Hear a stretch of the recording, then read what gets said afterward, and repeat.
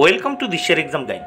প্রিয় চতুর্থ শ্রেণীর পরীক্ষার্থী বন্ধুরা, তোমাদের জন্য এই ভিডিওটিতে আমি আলোচনা করতে চলেছি চতুর্থ শ্রেণী অর্থাৎ ক্লাস 4-এর দ্বিতীয় পর্যায়ক্রমিক মূল্যায়নপত্র 2024 ক্লাস 4-এর সেকেন্ড ইউনিট টেস্টের বাংলা বিষয়ের প্রশ্নপত্র সম্পূর্ণ উত্তর সহ এই ভিডিওটিতে আলোচনা করতে চলেছি, তাই অবশ্যই দেখে নিতেই হবে। সম্পূর্ণ সিসিই পদ্ধতি অনুসরণ করে প্রশ্নপত্রটি তৈরি হয়েছে। পূর্ণমান 20, সময় 40 মিনিট। বাংলা বিষয়ের প্রশ্নপত্রটি অবশ্যই তোমাদের দেখে নিতে হবে। এখানে পরীক্ষার্থীর নাম অর্থাৎ পরীক্ষার্থী বন্ধুরা তোমরা তোমাদের নাম লিখবে। এখানে ক্রমিক সংখ্যা অর্থাৎ এখানে তোমরা তোমাদের পরীক্ষার রোল নাম্বার লিখবে বা পরীক্ষায় রোল নাম্বার লিখবে। তোমাদের যে রোল নাম্বার স্কুলে রয়েছে, বিদ্যালয়ের নাম এখানে তোমরা তোমাদের বিদ্যালয় বা স্কুলের নাম লিখবে। প্রথমে এখানে দেখে নেওয়া যাক যে কি বলেছে। প্রাথমিক শিক্ষা পর্ষদের নির্দেশ অনুযায়ী নবপ্রবর্তিত পর্যায়ক্রমিক মূল্যায়ন পদ্ধতি অনুসারে এই প্রশ্নপত্রটি তৈরি। এবার দেখে নেওয়া যাক এক দাগে কি বলেছে। সঠিক উত্তরের তলায় দাগ দাও। সঠিক উত্তরের তলায় দাগ দাও। এখানে 4টি প্রশ্নের উত্তর করতে হবে 2 মার্ক। প্রত্যেকটি প্রশ্নের জন্য 1-এর অর্ধেক অর্থাৎ হাফ মার্ক করে বরাদ্দ রয়েছে। প্রথমে দেখো 1-এর কতে কি বলেছে। উবা দেখো কাঠকুটো দিয়ে ছবি আঁকায় ওস্তাদ। দেখো কাঠকুটো আমি গোল করে দিয়েছি এবং নিচে দাগ দিয়ে দিয়েছি।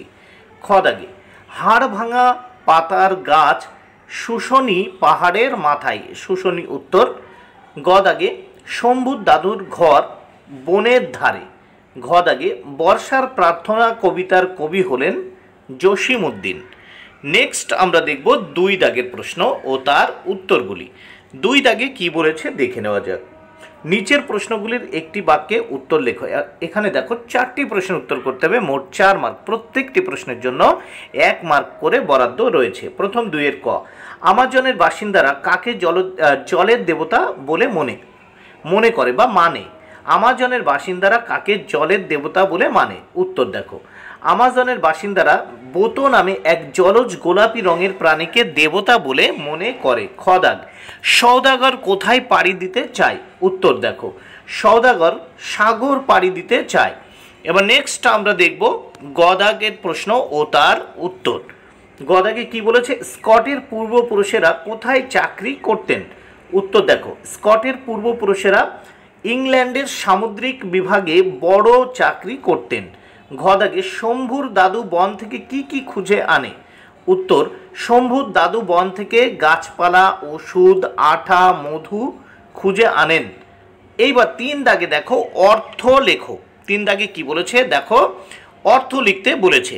এখানে প্রত্যেকটি প্রশ্নের জন্য কিন্তু 1 মার্ক বরাদ্দ। 2টি প্রশ্নের উত্তর করতে হবে 2 মার্ক।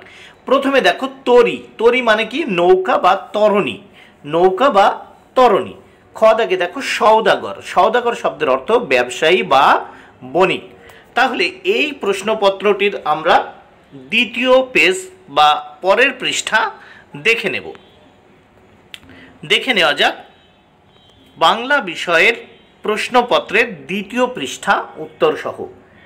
বিপরীতার্থক শব্দ লেখো। এখানে 2টি প্রশ্ন উত্তর করতে হবে, মোট 2। প্রত্যেকটি প্রশ্নের জন্য 1 মার্ক করে বরাদ্দ। প্রথম এখানে দেখে নেওয়া যাক কতে আছে দিবস, এর বিপরীত শব্দ রজনী। খতে আছে চালাক, এর বিপরীত শব্দ হয় বোকা। এবার 5 দাগে দেখো সন্ধি বিচ্ছেদ করো। 2টি প্রশ্নের উত্তর করতে হবে, এর জন্য 1 মার্ক বরাদ্দ।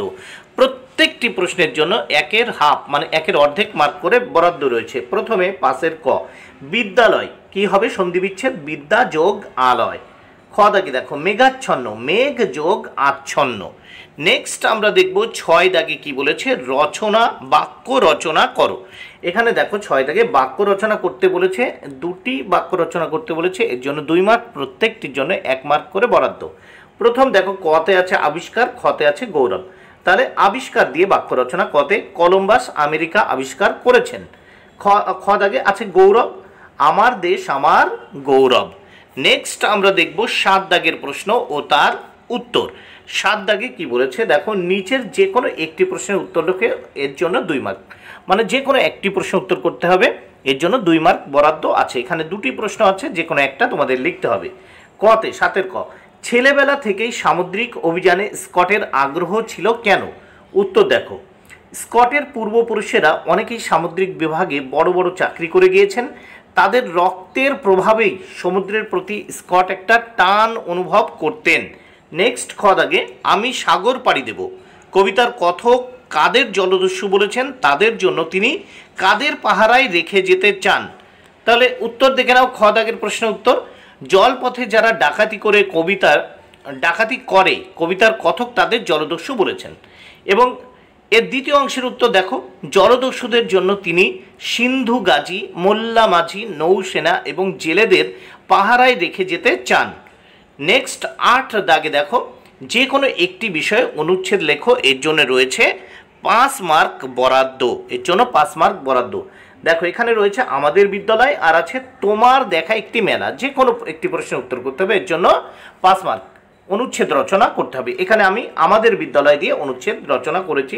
দেখো উত্তর লিখেছি, আমাদের বিদ্যালয়ের নাম বিদ্যাভবন স্কুল, ইহা কলকাতার বেহালা এলাকায় অবস্থিত। আমাদের বিদ্যালয়টি অনেক বড়। আমাদের বিদ্যালয়ে প্রথম শ্রেণী থেকে পঞ্চম শ্রেণী পর্যন্ত ছাত্ররা পড়াশোনা করে।